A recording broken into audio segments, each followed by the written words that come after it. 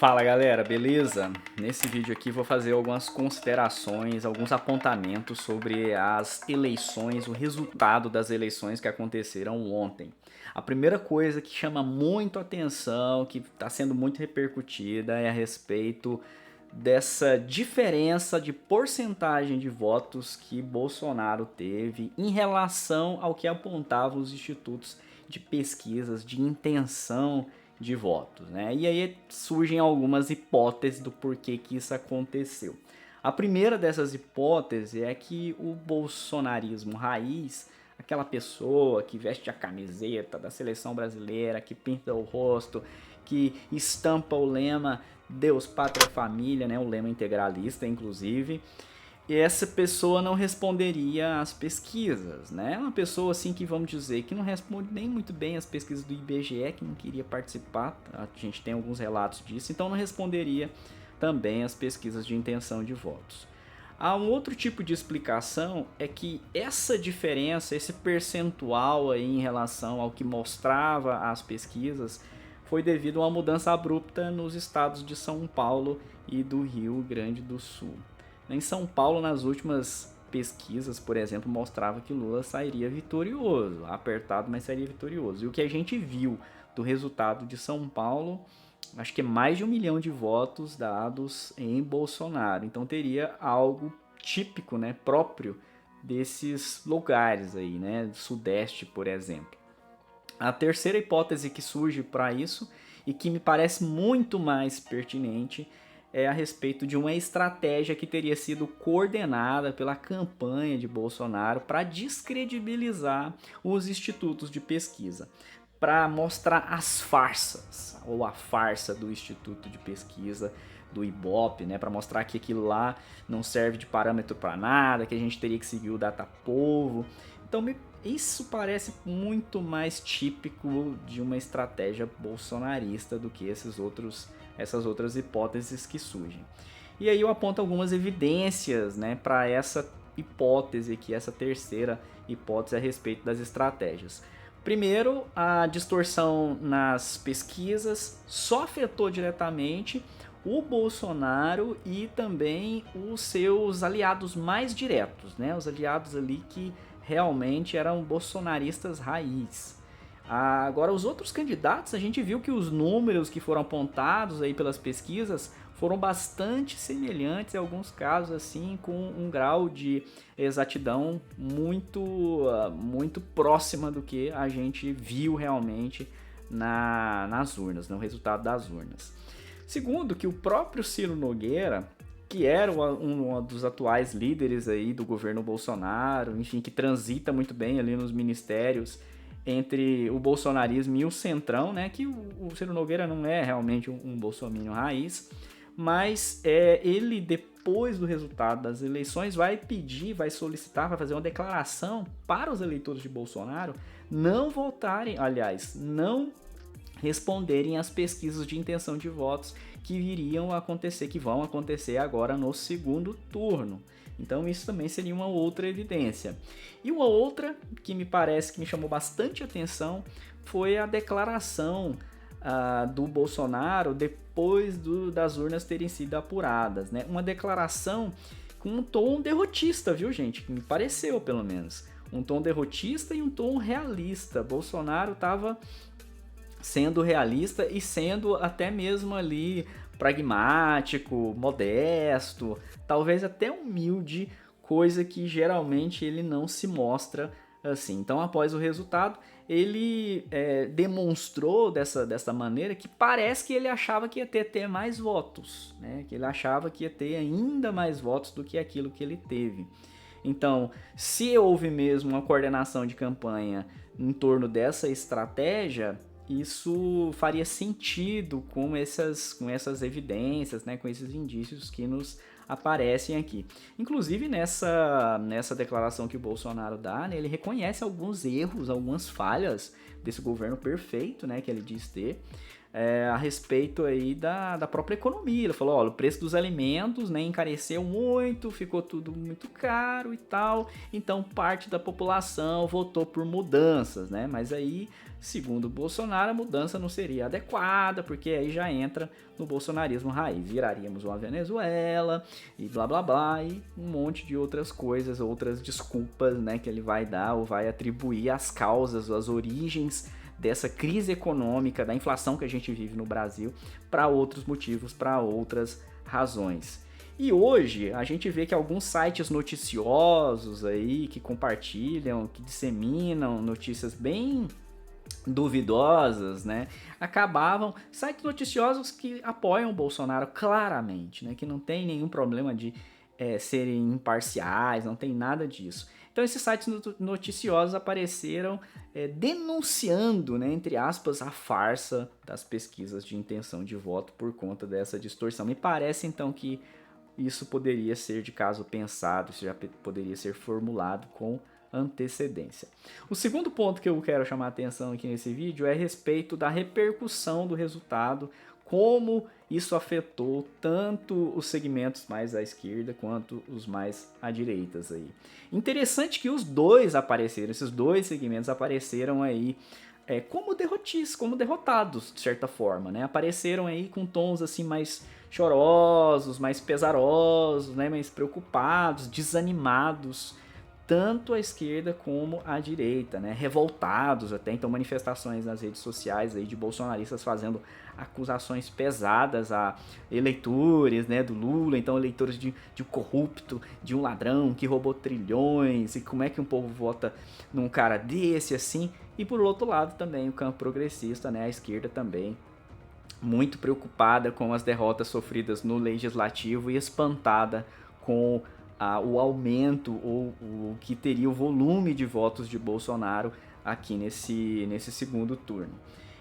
Então, me parece que os bolsonaristas acreditavam de fato que eles teriam ainda mais força do que eles demonstraram nessas eleições.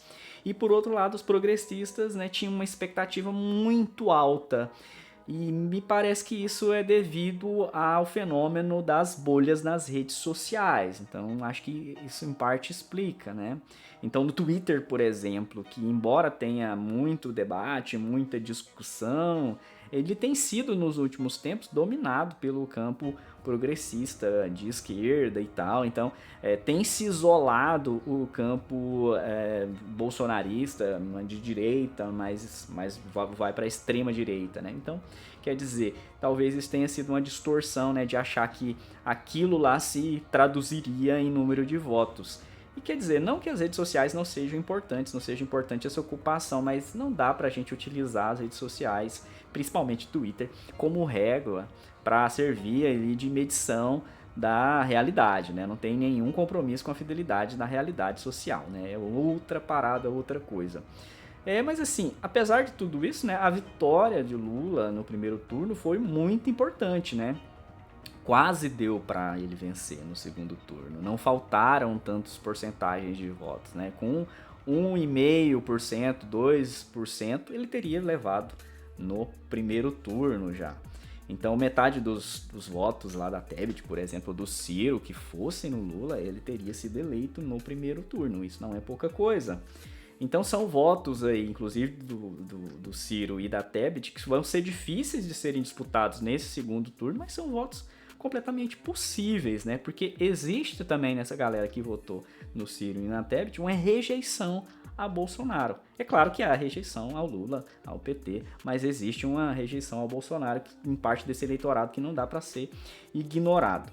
No caso da Câmara dos Deputados Federais, né, tiveram algumas candidaturas importantes da esquerda do campo progressista que acabaram sendo eleitas, né? Embora tenha lá nomes também fortes do bolsonarismo raiz, que foram eleitos também, me parece que haverá mais disputa na Câmara Federal do que houve em 2018. Agora, no Senado é que foi uma tragédia completa para a esquerda, né? No Senado, o bolsonarismo raiz assim, nadou de braçadas. Então, Damares, Mourão, Magno Malta, Cleitinho, né, foram eleitos para o Senado.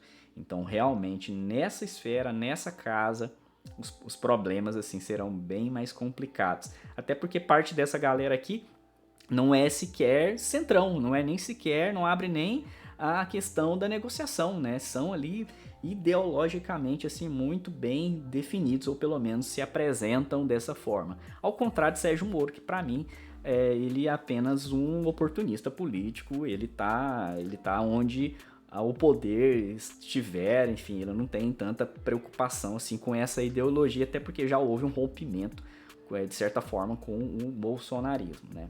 Terceiro ponto que eu quero destacar aqui nesse vídeo é que no Congresso, a somatória das duas casas, a Câmara dos Deputados Federais e o Senado, em geral, né, apontamentos que têm sido feitos aí por analistas agora, né, nessa repercussão mesmo, e apontamentos que em parte eu concordo, o antigo centro democrático, esses partidos mais centristas, centro-direita, né, acabou se desidratando. Então, por exemplo, o PSDB, acho que o próprio PDT não elegeu tanta gente. E o Centrão, por outro lado, se radicalizou à direita, né? O Centro Democrático não é exatamente a mesma coisa que o Centrão, embora exista uma articulação aqui entre eles. O PL, por exemplo, que é o partido atual do Bolsonaro, elegeu muitas candidaturas, tanto aí para as esferas, para a Câmara dos Deputados, como também alguns candidatos importantes ocupando aí o Senado. Então, hoje, o cenário no Legislativo seria teoricamente mais favorável a Bolsonaro do que Lula. Mas o Lula é um cara que tem um trânsito também com essa galera, né? O Lula é um cara que sabe negociar com o Centrão. Ele não é um candidato radical, embora isso seja apontado aí por parte dos eleitores de direita, né, no Brasil. Não é por aí. O legislativo, enfim, aqui no Brasil, ele acaba sendo fiel da balança sobre a governabilidade do presidente, né? Então, assim, o presidente ele acaba tendo que se sustentar para conseguir não só implementar suas medidas, mas para continuar governando, para continuar vivo lá no poder, não sofrer um processo de impeachment, ele precisa dessa negociação aqui com a esfera legislativa. Não tem outro jeito, tá? Então, tanto, por exemplo, o mensalão do PT, o que era aquilo? Se não compra de votos de deputados para aprovar medidas que o governo petista queria que fossem aprovados.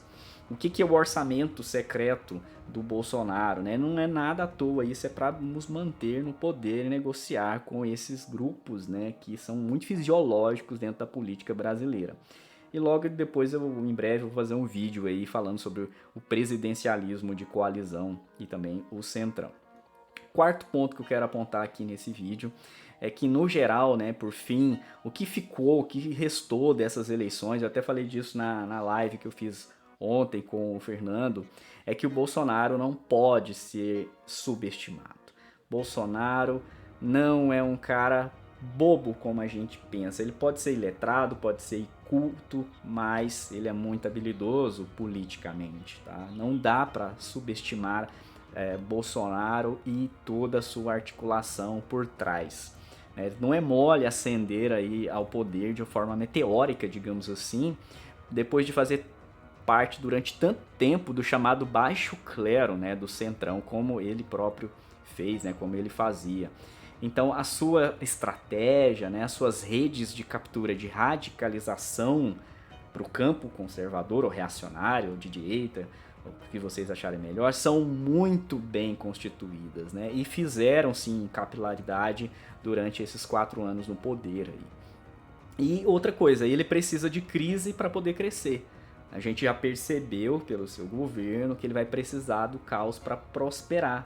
Sempre, né, nessas redes de captura aí, vendendo as soluções simplistas, erradas, violentas para resolver coisas falsas, que não são a raiz do problema, dos problemas econômicos, dos problemas políticos, né, que a gente tem. Só que isso tem um apelo popular muito grande num contexto de turbulência econômica, num contexto de turbulência política. Então ele cresce nesse cenário.